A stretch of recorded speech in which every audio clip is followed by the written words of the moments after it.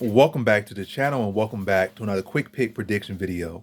In this video, I'll be predicting on the Contender Series about in the bantamweight division between Quinonez versus Long Xiao. So how I see this fight in the bantamweight division between Quinonez versus Long Xiao is, I just think Quinonez is a more fleshed out fighter to me.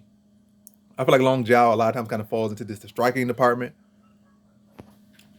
Yeah, falls to the striking department. Got some decent power, some decent striking, but power nothing to write about, striker nothing to write about. But I feel like he can potentially have the striking advantage over Quinonez. But I feel like Quinonez's grappling advantage will be even bigger.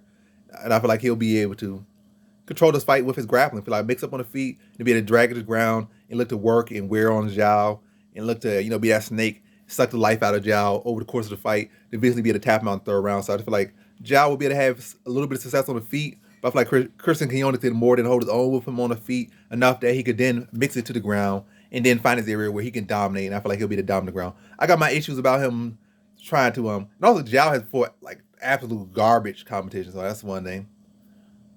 Absolute garbage competition. And his record, he should be like 30-0 if he anybody decent. For level, matter of fact, he only got like 20 fights, but I'm just saying it should be like 30-0 if he fighting the level of mediocrity that he is fighting.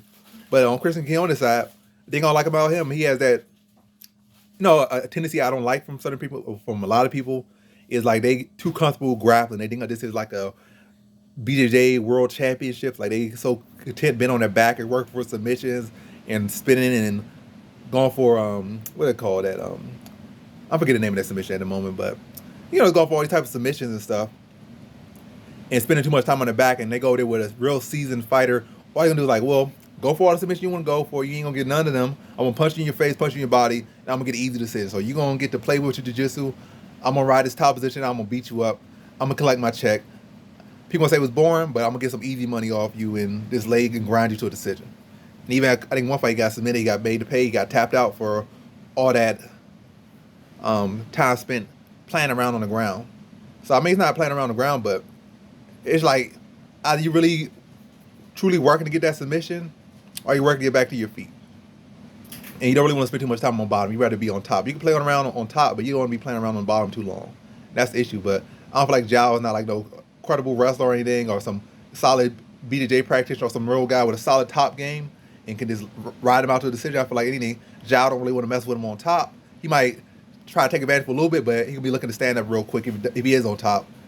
And so I really think Xiao don't want nothing to do with him on the ground. That's all I'll say. So on the feet, I feel like Quinonez can hold his own. And on the feet, on the ground, on top or bottom, I feel like Xiao don't want nothing to do with Quinonez. But I feel like ultimately Quinonez will be there, mix it up, drag him to the ground, wear on him, and drain him for the course of 2 rounds, and then that 3rd round tap him out. So in this fight, I got Quinonez via 3rd round submission.